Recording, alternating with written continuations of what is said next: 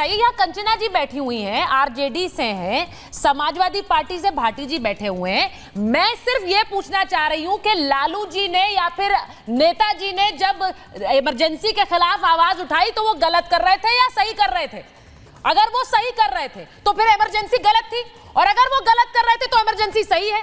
ये दोनों का एक इसका सवाल का जवाब दे दीजिए कंचना जी। नहीं, इंदिरा जी ने इमरजेंसी जब हटा था और उसके बाद जब वो चुनाव लड़ी बहुत बुरी तरीके से हारी थी, और उसके बाद जेपी जी जो उन्हीं के खिलाफ जो पूरा मुद्दा छेड़े थे, जो पूरा लड़ाई लड़ रहे थे, उनसे बात हुई और उन्होंने पूरा सार्वजनिक तौर पे 3 बार माफी मांगा। और ये भी समझिए कि 2.5-3 साल बाद फिर से प्रचंड बहुमत से आती है। सिर्फ वही नहीं, खुद राहुल गांधी जी, खुद उनके पार्टी के सभी लोग। कोई माफी मांग ले, नहीं, कोई माफी मांग ले तो अपराध तो खत्म नहीं होता। माफी दे दीजिए, आपने दे दी, आरजेडी ने माफी दे दी, समाजवादी पार्टी ने माफी दे दी। उसका सबूत यह है कि आप आज गठबंधन में हैं। नहीं, उसका सबूत यह है ना कि आप गठबंधन में हैं, आपने माफ कर दिया, लेकिन अपराध तो नहीं खत्म हो जाएगा। बोलिए ना प्लीज। प्रेसिडेंट क्यों आती थी?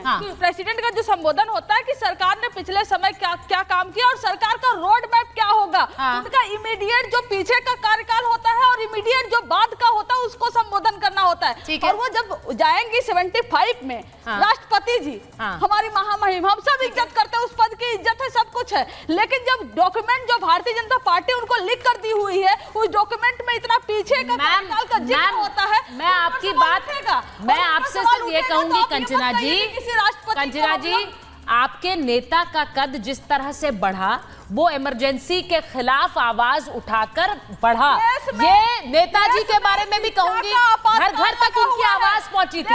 आज आप ही लोग, कंचना जी, आज आप ही, तो आप वो बोलिए, आप बोलिए, सुनिए, आपने कहा, एक मिनट, ठीक है कंचना जी, आप आज भी जब नरेंद्र मोदी की सरकार को घेरती हैं तो आप यही कहती है ना कि आपातकाल लगा दिया, तो वही आपातकाल लगाकर आप आपातकाल की जब बात करती है तो उस आपातकाल को आप सही कैसे कह सकती है जो पहले घटा? कहाँ कह रहे हैं, तब भी हम नहीं कहे थे, लेकिन आज भी हम नहीं करे। वो ठीक है, मैं किशोर जी के पास जा रही हूँ। आपको पहले कह दिया कोई गलत था, हमने ब्लैक डे आ रही हूँ के शर्मा जी आपके पास आऊंगी, एक बार किशोर जी के पास जाऊंगी, धीरे हमने सब कुछ किया, लेकिन आज जो इमरजेंसी देश में लगी हुई है, घोषित आपातकाल, इस पर ना बोलकर इमीडिएट किशोर जी आ गई आपके पास, ना बोलकर अगर महामहिम जाती है 75 में सवाल उठेगा। मैं आपके पास शुरुआत से आना चाह रही हूँ किशोर जी, ये लोग आने नहीं दे रहे हैं सब लोग।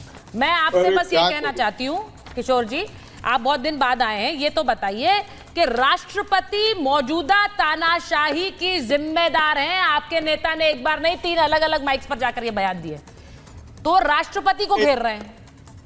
एक मिनट मैं बताता हूं आपको कि राजकुमार बाकी जी ने जो बताया कि ये सरकार का रोड मैप होता है, तो सरकार के रोड मैप पे कोई आपत्ति है तो वो आपत्ति या आलोचना होती है वो सरकार की होती है, और सरकार की आलोचना को राष्ट्रपति जी की आलोचना नहीं समझना चाहिए।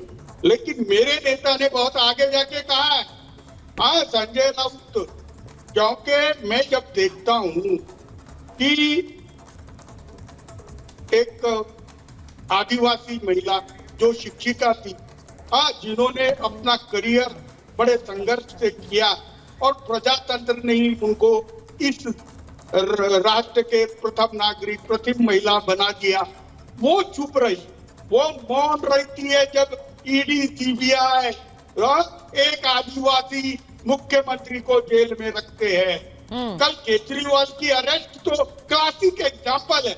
उनके भाषण में मैं चाहता था महाराष्ट्र सरकार को जिस तरीके से असंवैधानिक ढंग से गिराया गया और महामहिम राष्ट्रपति चुप रही, मैं आज भी कहता हूं महामहिम राष्ट्रपति का सम्मान हो चुका है। अब वो सत्य किशोर जी मुझे बड़ा अच्छा लगता है जब आप मेरे शो पे होते हैं और हम तानाशाही की बात करते हैं, और जब आप ये कहते हैं कि देखिए हमारी सरकार को तानाशाही के जरिए गिराया गया, तो मुझे वो वाली तानाशाही भी याद आ जाती है जो कभी रिपब्लिक के खिलाफ देखी थी। वो मुझे बड़ा अच्छा लगता है जब आप तानाशाही की बात करते हैं, इसीलिए मुझे वो स्मृतियां मेरे सामने वो स्मृतियां आ जाती हैं और फिर मुझे लगता है कि तानाशाही की बात कौन कर रहा है। अरे और सरकार आ रही है हमारी, और सरकार आ रही है महाराष्ट्र में। अच्छा, आ रही है। आप एक तरफा बयानबाजी मत करना। देखिए बस तो एक दूसरे चैनल भाई पर देखिए कोई भी के सरकार है जो शर्मा बोल ताना, रहे थे। अगर आप जरा तानाशाही बच के रहना, खिलाफ है, जरा बच के रहना।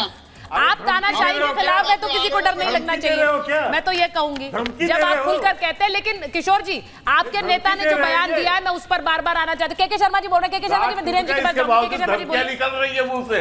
के शर्मा जी जवाब दीजिए। अरे के नहीं, मुझे आश्चर्य हुआ कि किशोर तिवारी जो है शिवसेना उद्धव ठाकरे गुट के ये यहाँ धमकियां दे रहे हैं कि फिर सरकार आने वाली है, फिर उसी तरह हम जो है 100 केस लाद देंगे। अरे ये गया जमाना, ये गया जमाना।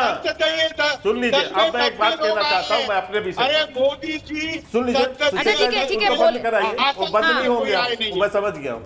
मैं आपको जवाब केवल इतना कह रहा हूँ, हर वर्ष राष्ट्रपति अभिभाषण, हर वर्ष राष्ट्रपति जी का अभिभाषण होता है और अभिभाषण होने के बाद उस पर चर्चा होती है सदन के अंदर, दोनों सदनों में होती है। मैं पूछना चाहता हूं भाटी साहब से कि यहाँ जो शब्द का प्रयोग हुआ है कि राष्ट्रपति बेमतलब की बातें कर रही हैं, पूरा आज तक के 70 साल के इतिहास के राष्ट्रपति अभिभाषण की आप कॉपी निकाल लीजिए। हाँ। और एक नेता ये बोला हो भाषण के अंदर में कि राष्ट्रपति, आपने भाषण में कि राष्ट्रपति ने बेमतलब की बातें की है, वहां कहा जाता है कि राष्ट्रपति अभिभाषण में ये असत्य है, ये असत्य। अभिभाषण शब्द का मेरा पॉइंट वही था के शर्मा, राष्ट्रपति असत्य नहीं बोल रही, मैं वही कह रहा हूं, लेकिन यहां पॉइंट आउट किया गया है, इसलिए मैं कह रहा हूं भाटी साहब वकालत यहां कर रहे हैं। लेकिन भाटी साहब आप पढ़िए वहां के प्रोसीजर को। किसी एक भाषण में किसी नेता ने भी, सत्ता के विपक्ष के किसी ने भी कहा हो इस लाइन को कि राष्ट्रपति ने जो है असत्य बातें कही हैं, राष्ट्रपति गलत बातें की रही हैं, ऐसा भाषण में नहीं कहा जाता। इसमें कहा जाता है कि राष्ट्रपति अभिभाषण में ये चीजें कंडिका करवा देने में ये गलत, तो इनके नेताजी ने, ये असत्य है। भाटी जी के नेताजी ने अभिभाषण का जो बयान, जो संसदीय मर्यादा और संसदीय शब्दावली, वो बयान भी बहुत वायरल हो रहा है की जरूरत है राहुल गांधी और पूरे विपक्ष को। जो बयान उन्होंने कल शुभकामनाओं में जो तंज कसा है वो भी बहुत वायरल है। भाटी जी, आज उन्होंने कहा कि वकालत में दो चार चीजें और पढ़ लेते हैं आप। हाँ बोलिए। जो के शर्मा जी कह रहे हैं, मुझे बहुत मतलब जो सुन रहे होंगे, जिन्हें जानकारी है संसदीय परंपराओं की, संसद सत्रों की, वो सब लोग हंस रहे होंगे। राष्ट्रपति के अभिभाषण पर अक्सर हंगामे होते रहते हैं, राष्ट्रपति के अभिभाषण पर अक्सर विरोध में नारे लगते हैं, राष्ट्रपति के अभिभाषणों के बहिष्कार भी किए गए हैं, राष्ट्रपति के अभिभाषण यहाँ तक भी हुआ कि पूरे नहीं हो पाए और पटल पर रख दिए गए। आप विपक्षियों ने ये संसदीय परंपराओं में होता रहा है, वो जो कुछ भी होता है। आपके बीच में चिल्लाने की आदत बहुत खराब है, मैं तो एक शब्द नहीं बोला आपके बीच में। ये जो कुछ भी होता है जब राष्ट्रपति बोलती है, करने जो बैठे हैं पहले तो आपने पर्टिकुलर भी ऐसा बोल लोग हंस रहे होंगे, जवाब दे ले, फिर आप बोलिए। आपकी मूर्खता पे हंस रहे हैं। ठीक है भाटी, आपकी मूर्खता पर हंस रहे हैं भाटी साहब। अब सर आप यहाँ पर बैठ के जो मूर्खता के बयान हो गई, भड़ास निकल गई। राष्ट्रपति को कोई बेमतलब नहीं की कहता। भाषा नहीं, आप इस तरह की भाषा नहीं, वो जवाब दे ले, उसके बाद व्यक्तिगत मत बोलिए। शर्मा जी नहीं कहता है, ऐसे आप किसको बता रहे हैं? मैं इस तरह की भाषा, गुबार नहीं, आपने मेरे को पॉइंट आउट करके बोला, इसलिए मैंने जवाब दे दिया। मैं आप दोनों से कह रही हूँ, इतने आप लोग अनुभवी वक्ता हैं पार्टियों के, तो मुद्दों पर बात होनी चाहिए ना, यहाँ पर फिर व्यक्तिगत तो नहीं होना चाहिए। चलिए भाटी जी आप बोलिए पहले। नहीं, अब के शर्मा जी की भड़ास निकल गई हो गई, इनके मन का गुबार निकल गया होगा, पित्त बाहर आ गया हो, तो मैं अपने शब्द कहूँ, वरना हो सकता है कोई गुबार की जरूरत नहीं है भाटी साहब। आप यदि मुझे पॉइंट आउट करके बोलेंगे तो जवाब भी पॉइंट आउट बाहर नहीं निकलेगा। तो इनकी आदत है अक्सर इस तरह बीच में आपको चिल्लाने की। चलिए मैं धीरेन्द्र जी के पास एक बार जा रही हूँ, मैं वापस आऊंगी भाटी जी आपके पास। आदत है इनकी। आपकी वकालत कंचना जी